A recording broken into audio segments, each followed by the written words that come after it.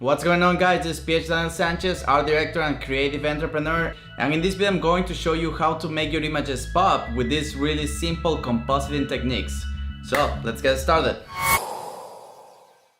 Before we get started, and if you are new to the channel, don't forget to subscribe if you want to level up your photography game. So basically what I'm going to show you is the basics of compositing. Composite is a combination of several images in order to achieve a certain result. So for this example, I'm gonna use these two images that I took on my last visit to Coney Island, Brooklyn. If you haven't checked out the behind the scenes video, I'm gonna leave the links below so you can check out how we took all these photographs. So one of the things that you want to keep in mind with compositing is that you want to have a good base to start.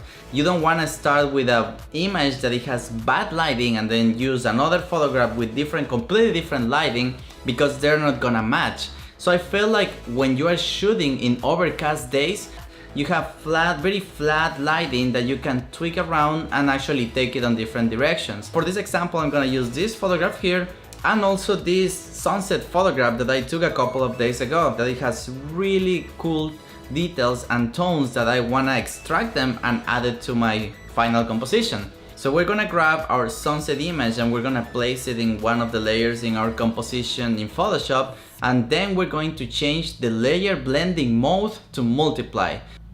So basically what this layer mode does, it takes out all the bright tones of your photograph and only blend the dark tones with your layers underneath. So what I'm doing here is I'm taking advantage of the flat sky that I have here during this overcast day and blending it with this awesome sunset photograph that I took.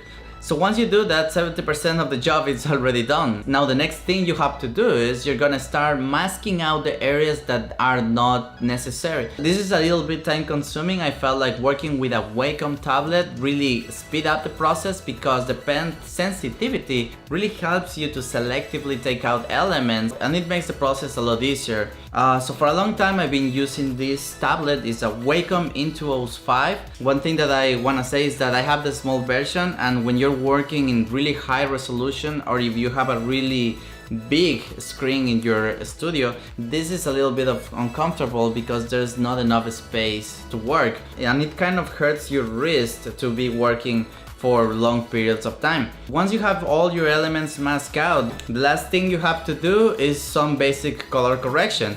So one of the realizations that I had when I was working in this composite is that you can take it in completely different directions.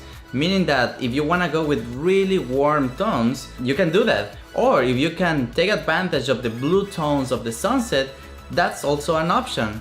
One thing that I want to mention is that I use the same sunset in these two examples, but as you can see, in both images you get different results. So that's it for this video. I really hope you got a lot of value out of this tutorial. Please hit the like button because it really helps for other people to find this video. Leave a comment below if you have any questions for me. And don't forget to subscribe to this channel if you want to level up your photography game.